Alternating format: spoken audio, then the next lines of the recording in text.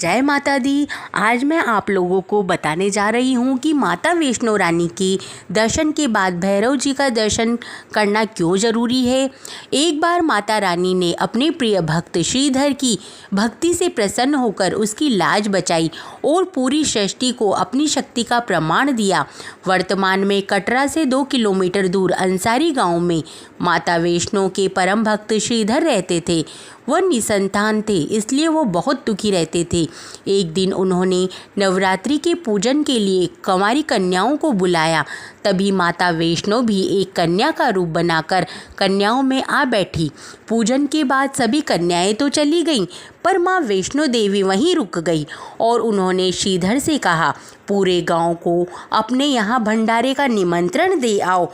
श्रीधर ने उस दिव्य कन्या की बात मान ली और आसपास के गांव में भंडारे का निमंत्रण दे दिया और वहां से लौटते समय गुरु गोरखनाथ के और उनके साथी और बाबा भैरव को भी भंडारे का निमंत्रण पहुंचा दिया। बाबा भैरवनाथ अपने चेलों को लेकर अन्य साथियों को लेकर भंडारे में पहुंच गए।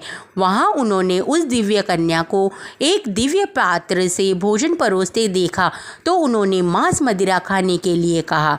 माता रानी ने उन्हें समझाया कि यह एक ब्राह्मण के घर का भंडारा है, यहाँ पर यह सब नहीं मिलेगा, किंतु भैरवनाथ जानबूझकर उनकी बात पर अड़ गए। तब भैरवनाथ ने उस कन्या को पकड़ना चाहा तो वह कन्या वायु वेग में बदलकर त्रिकुट पहाड़ पर पहुंच गई। भैरवनाथ माता के पीछे पीछे और माता वैष्णो देवी उनके आगे आगे। वहां पहुंचने पर माता ने देखा कि वहां पर पवन पुत्र हनुमान पहले से ही बैठे थे। मान्यता के अनुसार हनुमान जी को जब प्यास लगी तब माता वैष्णो ने बाण से पहाड़ पर जल की धारा निकाली और वहां पर अपने केश यानी बाल धोए। उस जगह को आज बाणगंगा के नाम से जाना जाता है। आज भी जो यात्री वहां पर जल का सेवन करता है या स्नान करता है तो उसकी सारी थकान मिट जाती है। और इसके बाद माता ने एक गुफा में प्रवेश किया। 9 माह तक तपस्या की। भैरवनाथ उनके पीछे पीछे वहां पहुंच गए। वहां पर पहुंच गए तब वहां एक साधु ने भैरवनाथ से कहा कि जिसे तू एक कन्या समझ रहा है वह आदि शक्ति जगदम्बा है, उसका पीछा छोड़ दो। लेकिन भैरवनाथ ने उनकी बात नहीं मानी। तब माता ने गुफा में दूसरी तरफ से रास्ता बनाकर बाहर निकल गई।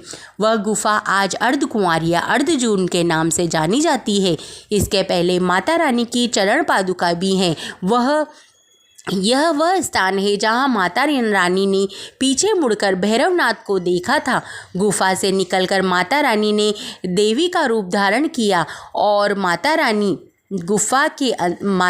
ने देवी का रूप धारण किया और भैरवनाथ को समझाया, पर भैरवनाथ नहीं माना। माता रानी गुफा के अंदर चली गई। तब माता रानी की रक्षा के लिए हनुमान जी ने भैरवनाथ से युद्ध किया। भैरवनाथ ने हार नहीं मानी। तब हनुमान जी निढाल होने लगे। तब माता वैष्णवी ने महाकाली का रूप लेकर भैरवनाथ का वध किया। भैरवनाथ का सिर कटकर 8 किलोमीटर दूर त्रिकुट पर भैरव घाटी में गिरा। उस स्थान को भैरवनाथ के मंदिर के नाम से जाना जाता है। जिस स्थान पर माता वैष्णवी ने भैरवनाथ का वध किया वह स्थान माता वैष्णव की पवित्र गुफा के नाम से जाना जाता है। वहाँ महाकाली दाएं, माता सरस्वती मध्य और माता लक्ष्मी पिंडी के रूप में विराजमान है। तीनों गुफा में विराजमान है। इन तीनों के सम्मिलित रूप को ही माता वैष्णो देवी के धाम के नाम से जाना जाता है। कहा जाता है कि अपने वध के बाद भैरवनाथ को अपनी भूल का एहसास हुआ और उसने माता रानी से माफ़ी मांगी। माता जानती थी कि भैरवनाथ का ऐसा करने के पीछे क्या मंशा है। उनकी मनसा मोक्ष प्राप्ति की थी। माता ने भैरव को जन्म मरण के चक्र से मुक्त किया। साथ ही साथ वरदान दिया कि जो भक्त मेरे दर्शन के बाद जब तक तुम्हारे दर्शन नहीं करेंगे उनके दर्शन अधूरे माने जाएंगे। तब से ही माता वैष्णो के दर्शन के बाद भैरवनाथ के दर्शन किए जाते हैं। ये कहानी आप लोगों को कैसी लगी कमेंट्स करके ज़रूर बताएं। धन्यवाद।